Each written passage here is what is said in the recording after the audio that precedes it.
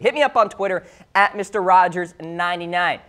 All right, let's get into the latest NFL news now. You see at the top of my show description, developing story here with Rob Gronkowski. He is still mulling retirement. He will be a no-show today for voluntary workouts, which are essentially conditioning and weight training and all that stuff. So for Rob Gronkowski, a very valuable veteran at that, he probably wouldn't have showed up anyway, but, you know, the Patriots do like their players to be present for the first day of off-season workouts. So, according to Adam Schefter, Rob Gronkowski has had good communication with the Patriots in regards to his situation.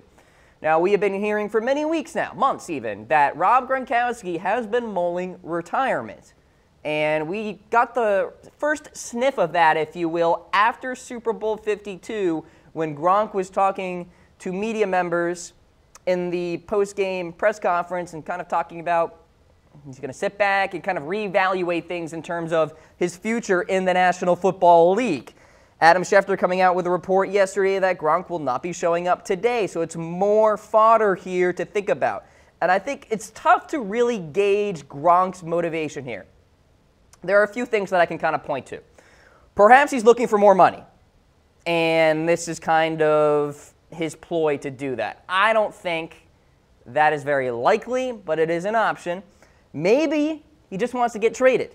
You guys, if you watched my episode, I believe it was last Wednesday here of the Cam Rogers Show, I went off on Bill Belichick because he's Mr. Micromanager, and he's not letting his players be free, i.e. Rob Gronkowski, who, let's face it, is somewhat of a free spirit.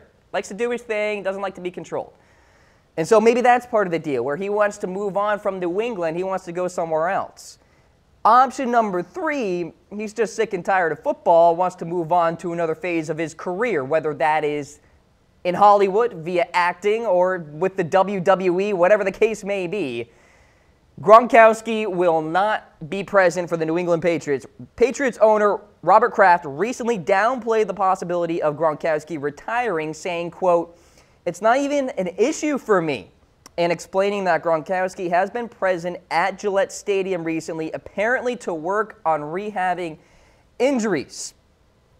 Now, this is intriguing because Gronk has been at Gillette Stadium recently. He also has been at the TB12 facility, right? Working with Tom Brady's trainer, Alex Guerrero. Bill Belichick doesn't like that. The report came out that Belichick kind of scolded Gronk for being a client of TB12 and all this. So keep in mind, as we go throughout this Gronk story here, there have been reports of tension within the Patriots organization. And I'm thinking Gronk probably isn't the biggest fan of Bill Belichick at this juncture.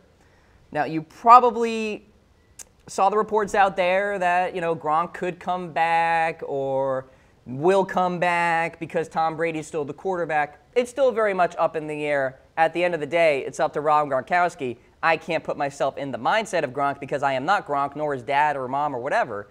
So it's very much up to discussion here. But obviously the best tight end in the NFL right now, so certainly keep us posted on what you guys think of the Gronkowski situation. Hit me up in the comments section. Jesse saying he's overrated. Tyler saying he's a little baby that can't handle losing. Put him on the Browns, then he will know what losing is. Ooh, that's a very good point there, Tyler, because Gronk was kind of pouty after that Super Bowl 52 loss against the Philadelphia Eagles. Am I wrong? I mean, there you go. All right, so that's the latest with Rob Gronkowski. We got a lot more to get to here. I'll talk about the Giants later, Tyler. Get ready for that. Daryl Worley, though, arrested yesterday. He's now a free agent because, well, the Philadelphia Eagles wasted no time cutting him. So he was arrested yesterday, and the Eagles are still in the process of gathering more information about this arrest. Rappaport reported that Worley was passed out inside a vehicle blocking an intersection in Philadelphia. Law enforcement reportedly administered a taser on Worley and recovered a gun at the scene. Now, we know the Eagles acquired Worley via trade with the Carolina Panthers that sent Torrey Smith to Carolina. So Worley hasn't even had a snap with the team. And we're talking about a Philadelphia Eagles squad that has already lost Patrick Robinson to the New Orleans Saints. They were hoping to kind of bolster that depth chart there at the cornerback position.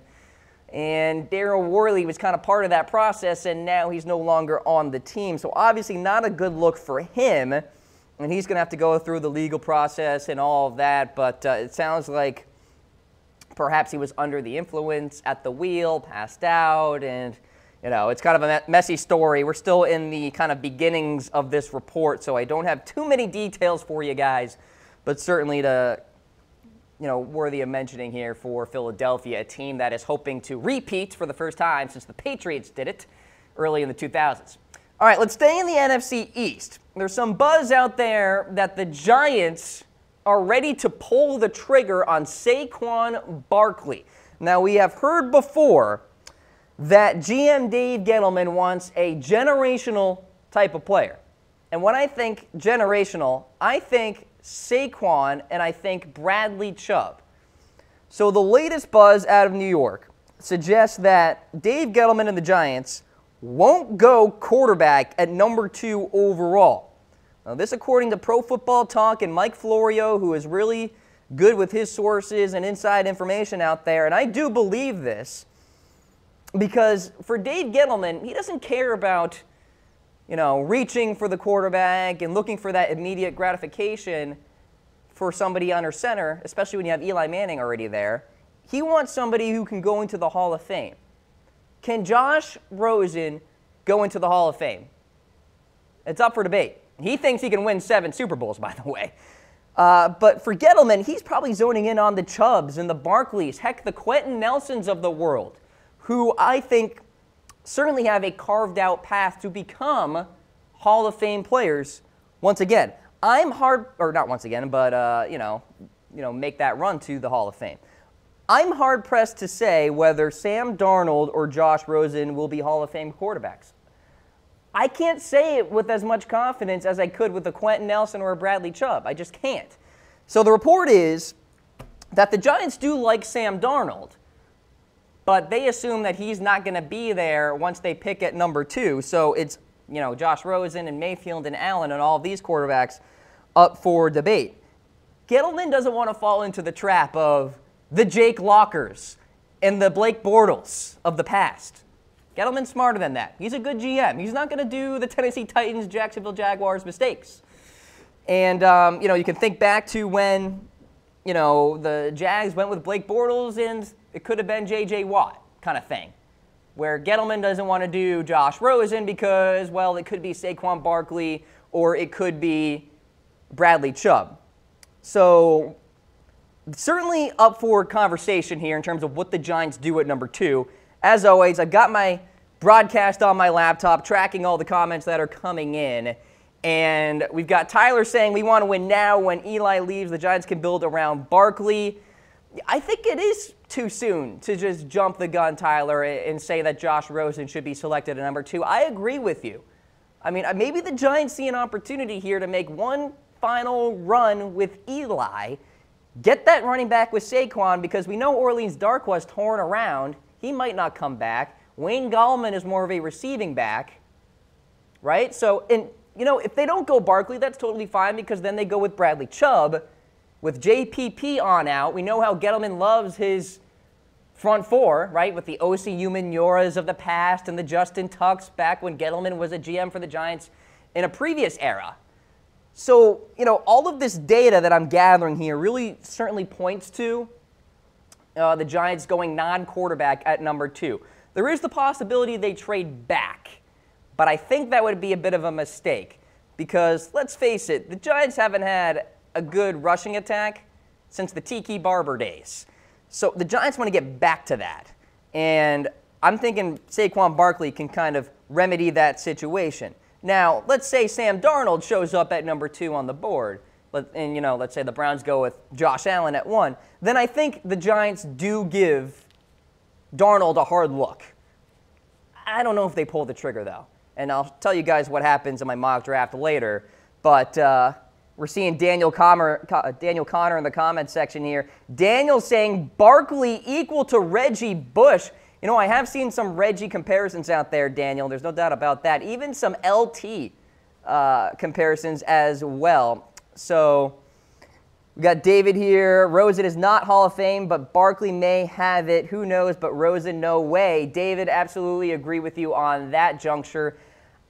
I could not say Rosen is a Hall of Fame quarterback, but I could say Saquon has the potential to be, and I could say Bradley Chubb has the potential to be. So that's kind of the point of this headline here. The Giants, you know, they're not perennial losers like the Jaguars were or the Titans were, where they are reaching for these quarterbacks and hoping for the immediate success. The Giants are a well-respected organization. They know what they're doing. Dave Gettleman knows what he's doing as well. All right, so keep an eye on that one with the Giants. Let's check in with Aaron Donald, perhaps the best defensive player in the National Football League. He's not going to be showing up for the offseason workouts today as he continues his negotiations with Les Snead and the Rams leadership with a contract. Now, Donald is set to enter his final year of his deal, scheduled to earn a base salary of just under $7 million, and understandably wants to get paid. You look at the guy's resume, 3-time All-Pro, first-team selection, coming off a 2017 season where he was NFL Defensive Player of the Year, registering 41 tackles, 11 sacks, 5 forced fumbles en route to winning that award. 11 sacks for an interior defensive lineman? Are you kidding me? So Donald looking for reportedly $20 million a year here, folks. So we're thinking like Odell Beckham Jr. yearly salary kind of goal. Les Snead has been vocal, and I have reported on my show that he wants to make Aaron Donald the highest paid defender in the National Football League. And despite all of the changes and acquisitions that the Rams have made, that doesn't impede the process of paying out Aaron Donald. So keep an eye out on that, but he won't be showing up to workouts today. Again, they're voluntary, so really no reason for Donald to show up as he goes throughout this contract negotiation process. All right, how about some Mark Sanchez news? Because we could all use a good laugh on this Monday, right? Mark Sanchez has been suspended, ladies and gentlemen. He cannot play in the first 4 games due to PED use. How about this? So the news came out on Friday, so if you were busy partying it up and missed the news over the weekend, Sanchez cannot play in the first 4 games. Now, he's 31 years old, hasn't taken a regular season snap since 2016 when he was a member of the Dallas Cowboys. Spent last season buried down on the depth chart with the Chicago Bears behind Mitchell Trubisky and Mike Glennon. His last start came on Thanksgiving of 2015 with the Philadelphia Eagles, so we're kind of going back a little bit when Sanchez lost 45-14 to the Detroit Lions at Ford Field. So over the course of his 7 seasons, Mark Sanchez, not exactly a great stat line, 56.7 completion percentage, just a shade over 15,000 yards, and a flat half-and-half TD to interception ratio, 86 touchdowns, 86 interceptions. Mark Sanchez did release a statement, said that he's not a cheater or anything like that. And you know what, Mark? Judging by your play on the field, buddy, we assume you haven't been cheating either. But there you go. He's been suspended for the first 4 games. How about some more draft rumors here? Actually, excuse me, before we get there, Roger Goodell and Colin Kaepernick. So he will be questioned by lawyers of Colin Kaepernick in this ongoing collusion case. So this will be added to a collection of GM Ozzie Newsome and head coach John Harbaugh and Jerry Jones of people who have been questioned in this Colin Kaepernick collusion case. Now, the grievance was filed way back in October, so this has been going on, this process, for quite some time. And Kaepernick alleges the league and its owners essentially came together and colluded against him in disallowing him to be a quarterback of the National Football League. Pete Carroll is also expected to be questioned in this process. The Seahawks, just this morning, we heard, re-signed Austin Davis. This after they signed Stephen Morris, an undrafted quarterback out of Miami. Remember the news that Colin Kaepernick was supposed to come to town today to work out with Seattle, and well, that's not going down because Kaepernick reportedly wasn't very straightforward, or maybe he was too straightforward with kneeling and all of that. It's kind of muddy in terms of the reporting. Adam Schefter and Ian Rappaport kind of have 2 different perspectives here. So we're talking about Colin Kaepernick, who was one throw away from perhaps winning a Super Bowl, and he's still unemployed while Stephen Morris is employed, and Austin Davis is still on a football team and has been re-signed by the Seattle Seahawks. So, yeah. Will Colin Kaepernick ever play in the NFL again? Like, this is where we're at. Give me a heart for you hope so. Give me a like for I hope not. Be sure to let me know what you think of this situation in the comments section here as well. Just tracking what I have on my laptop right here. We've got Paul, I thought PEDs was supposed to make you good. Oh, that was a comment with Mark Sanchez. Very, very sneaky there, Paul. Good comment there. Daniel chiming in about Mark Sanchez as well. Dylan saying Kaepernick ain't very good. I don't know. I mean, Dylan, when Stephen Morris is on an NFL team, like, do we even know what Stephen Morris can do? Like, probably nothing very good. But there you go. Roger Goodell is going to be questioned in this process here. And collusion and proving collusion. I'm no AP law teacher or anything like that, but it's really difficult to prove. You essentially have to have overwhelming evidence to indicate that all 32 NFL owners came in a room and said, we're not letting Colin Kaepernick be a quarterback in the NFL. So that's really hard to do. Kaepernick is going to have to, like, pull a rabbit out of his hat in a sense and show some really overwhelming evidence. Now, with all of that said, you guys know that I think Colin Kaepernick should be in the NFL in one way or another, whether it's as a third stringer, a practice squatter, or a starter. I think he deserves a chance, especially if he can be upfront and say that he has a plan in terms of his social activism and all of that. Now, he has said before that he won't kneel during the national anthem, but now the recent reporting is suggesting that he will kneel during the national anthem. We don't know because we haven't heard straightforward from Colin Kaepernick for some time. You know what? I'm thinking I should have Colin Kaepernick on the Cam Rogers show for an exclusive, and we can get to the bottom of this, and we'll see what happens there. But that's the latest with the collusion case. It's ongoing, and Colin Kaepernick still looking for a new team out there. All right, so some draft news, or rumors, shall we say. The Broncos may trade down from number 5 overall. So it sounds like, to me, there's reason to believe this because the Broncos reportedly have a collection of quarterbacks that they like and a collection of quarterbacks that they don't like. Now, there's reason to believe those target quarterbacks include Darnold, Rosen, and Josh Allen because they have actually hosted those quarterbacks, have done their fair share of homework on Baker Mayfield as well.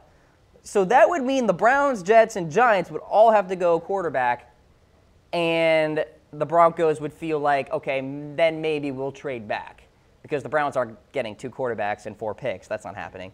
So as of now, the Broncos depth chart features Case Keenum, Paxton Lynch, and Chad Kelly. If a Bradley Chubb or Saquon Barkley is there at number 5, then the Broncos may be willing to trade back, accumulate some draft capital, and let a more desperate team hoping to kind of fill that void at the edge rusher position, maybe a Tampa Bay Buccaneers to kind of leapfrog the Colts. Maybe that happens. I think it would be kind of insane for the Broncos to trade down. I think at 5, they're in a good spot. Either it's to get a Chubb or Barkley or a Quentin Nelson or get a quarterback. But that's the latest coming out of Denver. But me personally, I don't think John Elway trades back. It's not really the Elway style, at least in my mind. All right, let's get to some fun news here. How about Josh Norman? He will be in Dancing with the Stars this upcoming season. He's going to have to call up Victor Cruz for a little salsa action, and get some of those reps in. And please, everybody, just erase from their mind me attempting to dance here at the desk. But I will say this will be a fun season. So it starts on April 30th. Competition lasts for about 4 weeks. It's all exclusively former athletes. So we've got quite a cast here. Hall of Famer Kareem Abdul-Jabbar. We've got snowboarder Jamie Anderson, softball pitcher Jenny Finch, former baseball star Johnny Damon. Remember Johnny Damon from the Red Sox?